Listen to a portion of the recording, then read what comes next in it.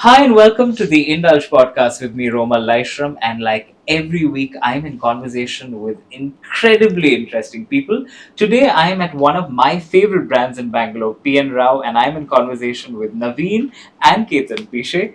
I am so happy that I'm finally here and we get to talk about this beautiful brand and the legacy behind it that is so much a part of Bangalore.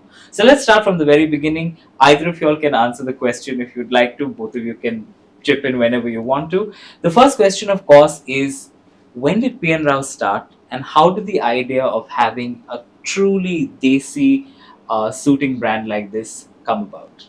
So, Rumal, welcome first of all to P.N. Rao, and Thank Naveen you. and I are very happy to have you here. Thank you. P.N. Rao started in 1923 Mhm. by our grandfather Pishe Naveen Rao, Okay. which Okay. is the P.N. Rao is the short Mhm. form for that. He actually started out as a ladies' tailor. Okay. Which is most people don't know that. Yeah. Like. And he made garments for the the British ladies. Mhm. It's basically the Western garments for the Mhm. British ladies. In those days, they had all these horse races and Mhm. those where you needed the dresses for each event, and of course each dress has to be different from another dress. Absolutely. Absolutely. And so he started off as doing that. Mhm. And then probably graduated, and now we happily say that he had to pivot because the ladies started going away, Okay. away from India, Mhm. and we are getting closer to independence and so on. So then later he pivoted to menswear tailoring. So, was there a Yeah. particular year that this happened? Yeah, 1940s, Mhm. late 1940s is as when the British started moving out Mhm. of the country, and early 50s Mhm. is when my uncle, that's my Mhm. eldest son, P.N. Panduranga Rao, was trained to become a men's master. Okay. So Okay. he took on the responsibility, and slowly we started moving towards the men's trade. Lovely, and I'm And so happy that happened. I must point out you both are wearing PN Rao Of today, course. and absolutely at opposite ends of the spectrum, something more classic and traditional, something brand new and contemporary. And I think yeah, that kind of shows what PN Rao is all about. You've yes, got something for everyone, for We have the someone, width. Yeah. yeah, which is yeah. very nice. Now, I'm going to go into the whole question of very few suiting brands in India can claim to have the kind of quality that PN Rao has come to be known for. So, was there a lot of training involved? Where did the original tailors go and train? Did they go back to the UK and train, or how did you manage to get this finesse of a global sense of what suiting means into PN Naveen, Rao? you want to take that? Yeah, absolutely. So, basically, it's been going on over the years. Mm-hmm. When my uncle started to learn the practices of making patterns for men, Mm-hmm. we also started to understand, how you would have to make these garments. Got it. So, both of them, go hand in hand. So, the Mm-hmm. pattern to be made in a particular way, and for that pattern, the garment needs to be tailored in a certain way. Mm-hmm. So, back in the days, it was everything was made by hand. We never Mm-hmm. even had a sewing machine. Mm-hmm. And then I think over a period of time, the sewing machine started becoming Got it. popular and things like that, and we started getting, started using the sewing machine. But by and large, predominantly everything was, a significant majority was made by Mm-hmm. hand. And then of course it transpired into getting things done quicker, because those days we take up almost 45 days to 60 days to complete an order, Mm-hmm. and that was not tenable nowadays. So we obviously had to kind of innovate to make things done faster, at the same time retain the quality. So we did many things in terms of how to break down the process, Got it. and have apprentices come and learn from the guy who's already the major tailor. So we continue that process even till now, and we have a small training center even till today in our factory, where everybody gets trained. Lovely. To make the, as you know, that product cycle is that we have to come and choose the fabric, Mm-hmm. and then we keep it ready for a trial, Mm-hmm. and then only you come and pick it up. So that process of getting it made for a trial and then getting it finished later on is two different processes altogether. And then of course what goes into the garment as well, it's also changed, evolved over a period of time. Earlier it was quite heavy and thick, and now it's a lot more lighter in weight, and Absolutely. even we kind of propagate that we don't want you to wear True, something true, heavy true. today. So that's how I think it's over evolved, and we have learned, and we have also done our own changes, what suits for our own country. So, for example, if you go to the UK, it's largely made on a scale basis. Absolutely. So, what we have is a measurement and scale base. Nice, What we nice. use, because the Indian body type is very different, and you can't do away with without taking too many measurements. So, we have about 20 to 30 measurements that we take for the garment. At the same time, we use the scale Lovely. in terms of height and how you distribute the measurements to the So in ease. many ways, you guys are living the truth of a bespoke suiting. Oh, absolutely! Nice. It's our pride. Yeah. Lovely. I'll Yeah. add another story to this. So we are also part of the what is called the Bhausha Kshatriya community. Okay. So typically we were the tailoring community Okay. through the ages, Okay. and we are descendants of the Shivaji tribe, Marathi speaking people. And then moved, along with the warrior community Got it, as got the it. tailors through many generations and through different parts of India. So much of the trait of that is part of the community that we are from, the tailoring Got community it. Got itself. it. Yeah. So much of that has seeped into the finesse of the tailoring, which is your So it's a initial culture question. Yeah. thing, like what we have in our right from the family days. I completely agree with Ketan. We talked about this Bhausha Kshatriya community because at one point of time, the entire commercial street was our community people Ooh, okay. being tailors, You would ladies, hear of all the men's, RAOs and so and Interesting. all, some of them still are there. I did notice a lot of proprietors with the name Rao, so Yeah. it makes sense now. Yes. So that's how, and then I think the good part is we stuck on, and we believed that there was always going to be a niche, whereas the other people I think got a little, I'm not sure, but got a little phased out. And I think when I joined the business in 1991, we had almost 300, 400 tailors in Wow. Bangalore, but now there are a handful of them. True. So very few were actually practicing the art of tailoring, and even fewer practicing the art in the way it should be done. Absolutely. Yeah. That leads me to my next question, something that you were talking about earlier. The fact that N RAO is known for fabric, known for the kind of wide variety of fabrics that you have available. Over the years, you have always kept yourself contemporary with movements all across the world, across fashion capitals. Very recently, also, I know you all did quite a few collaborations with a few international That's right. designers and Yeah. stuff like that. So, how has the journey been? And right now, what are if we had to put a number to the kind of options people have when they come to a brand like N RAO, what would it be? So it has been a very interesting journey for us as far as fabrics is concerned. Of course, I must say that we do the ready-to-wear part of the business as well as the fabric part of the business. But in the fabrics business, a customer can today walk into N RAO and have on display for shooting 300-400 options. My God, We normally wow. say 365 days, 365 options Very available nice. in the store for shooting as well as shirting. How lovely. Yeah. But this is just what is physically available in the store.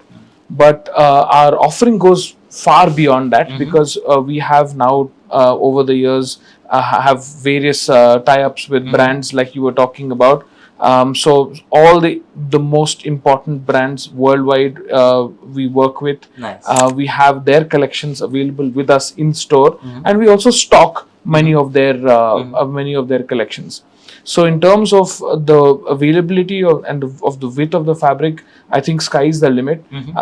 So most of the fabrics which are non-Indian are coming from Italy and England, where most of the fabrics are made. So all those brands we house in our stores, and we have their collections also, which you can order, and the single piece will come from wherever the warehouse is, which is typically again England and Italy, and they will come specifically for you in the cut that you require. Got it. So that capability we have today, and which I think is which is why people want to go for that even more nowadays, and True, we're getting more and more popular for it. Absolutely. Yeah. I think options are such an important thing to a consumer today. You want limitless options. Yes, Right? And yes. it's amazing that you can do that at one particular Yeah, store. yeah.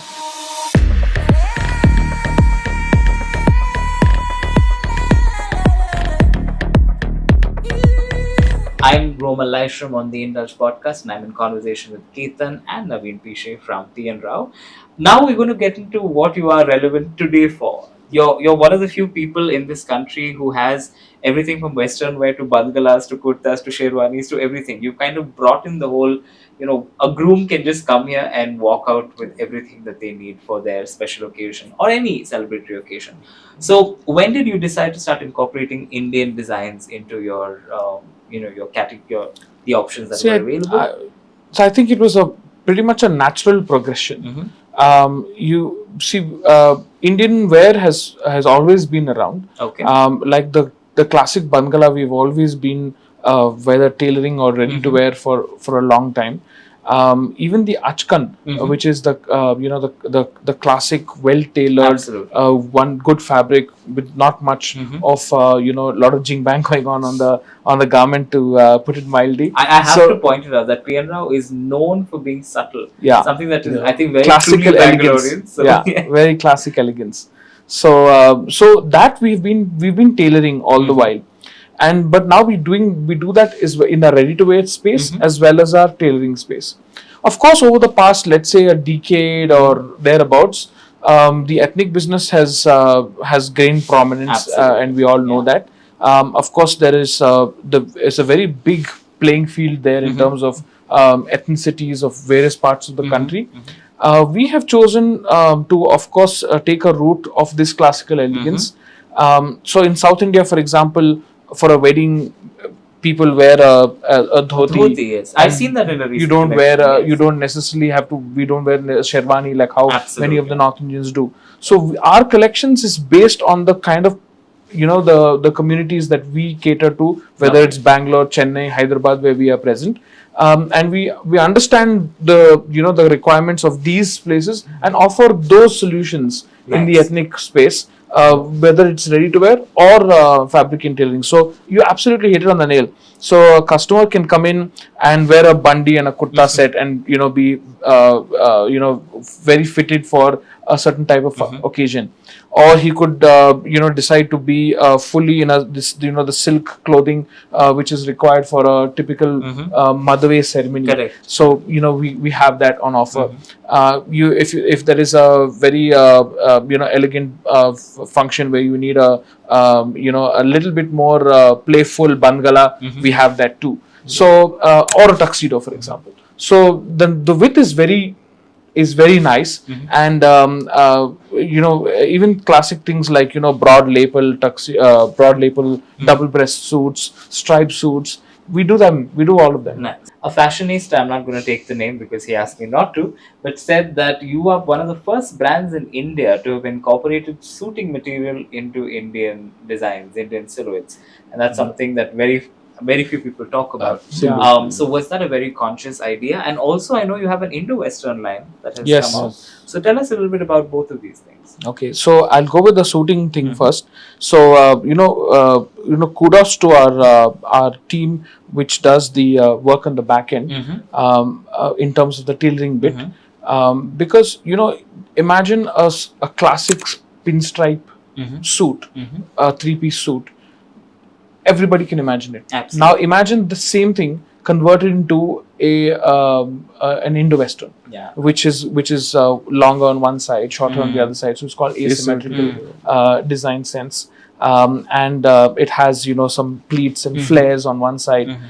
But I can share you an image of that. Sure, separately. we'll show it But on screen, it's so nice to have a product like that, and it's just a classic, very very classic item which is proposed in a very different way to a consumer. Lovely. And I think that India is a country that is easily adaptable to all Very these true, very true. kind of looks, and we find that a lot of people find favor for this because it stands out straight away. Absolutely. And at the same time, it's got that similar classic elegance.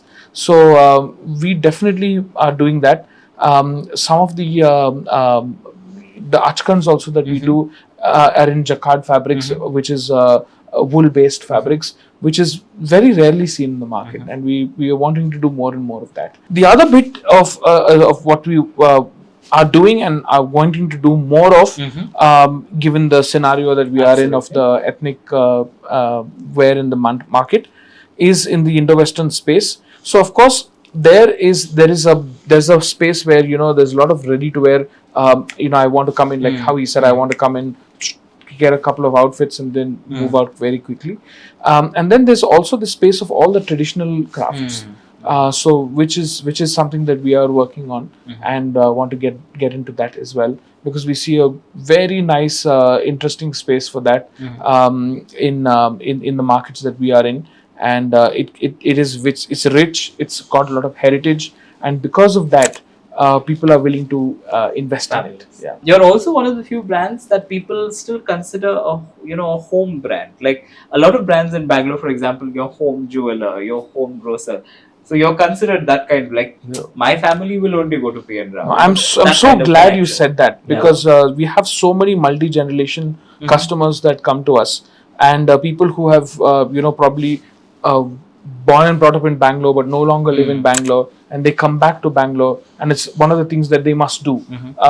They come in and buy something or the other, and just because of they have that connect with the city, have the connect with the store, connect with the people. So and not just sometimes our people also keep changing, but for example, the connect with the brand is more important than the connect. So we really enjoy that, and when we see people in the in the store that come back, multi-generation, sometimes even fourth generation shopping with us. So it's very heartening to see that, really. Yeah, and it's also a larger responsibility. Very true. We have to make sure that he's keeps on getting and more than what he expects all the time, and that's a wonderful challenge we accept, and things are going well so far. Yeah.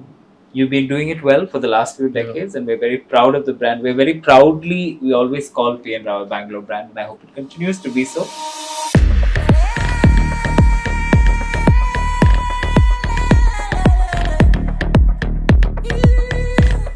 Also, a question to both of you: since you represent such a long legacy, is there a P&N RAO museum in the making sometime soon?